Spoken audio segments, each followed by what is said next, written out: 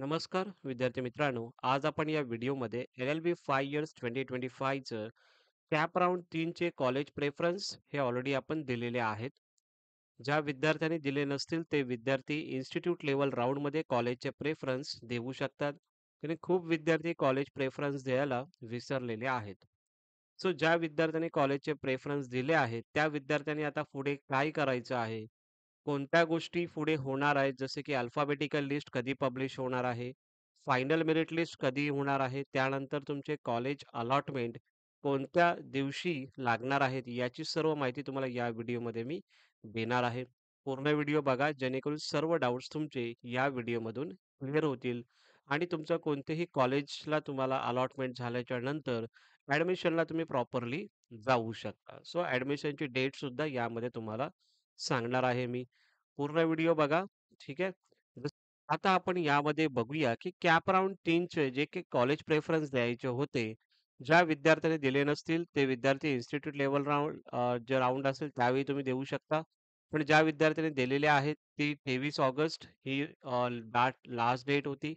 त्यानंतर जर आपण बघितलं त्यामध्ये तुम्ही डॉक्युमेंट्स वगैरे अपलोड वगैरे जे काही ॲप्लिकेशन फॉर्ममध्ये चेंजेस करायचे आहे, ते तुम्ही चेंजेस केले असणार आहेत.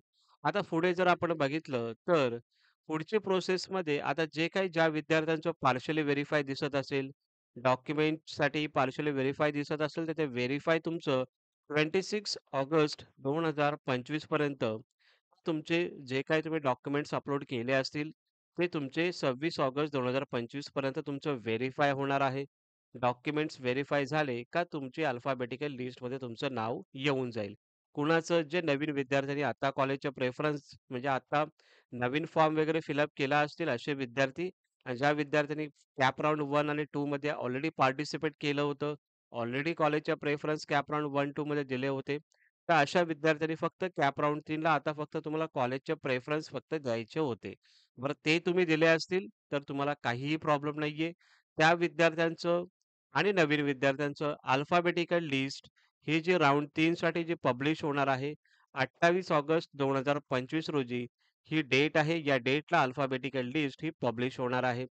त्या पब्लिश झाल्याच्या नंतर समजा एखाद्या विद्यार्थ्याला काही प्रॉब्लेम असेल डॉक्युमेंट्समध्ये, तर ॲप्लिकेशन फॉर्म तुम्ही एडिट करू शकता. त्यावेळी काही डॉक्युमेंट्स अपलोड करायचे असतील, जसं की कास्ट सर्टिफिकेट वगैरे आली असेल, तर तुम्ही ते डॉक्युमेंट्स अपलोड करू शकता आणि ते तुम्हाला कधीपर्यंत तुम्ही चेंजेस करू शकता ते, तर ते 29 ऑगस्ट ते 30 ऑगस्ट या दरम्यान तुम्ही ते चेंजेस करू शकता. ओके. त्यानंतर जर आपण बघितलं, तर नंतरला मग एवढे सर्व चेंजेस झाल्याच्या नंतर फायनल मेरिट लिस्टला त्या विद्यार्थ्यांचं नाव येणार आहे राउंड 3 साठी. ही जी लिस्ट फायनल मेरिट लिस्ट ही पब्लिश होणार आहे 4 सप्टेंबर 2025 रोजी. ओके. सो फायनल मेरिट लिस्टला ज्या विद्यार्थ्यांचं नाव येईल त्या विद्यार्थ्यांना कॉलेज अलॉटमेंट होऊन जातील आणि ते कधी होणार आहे 4 सप्टेंबर 2025 रोजी.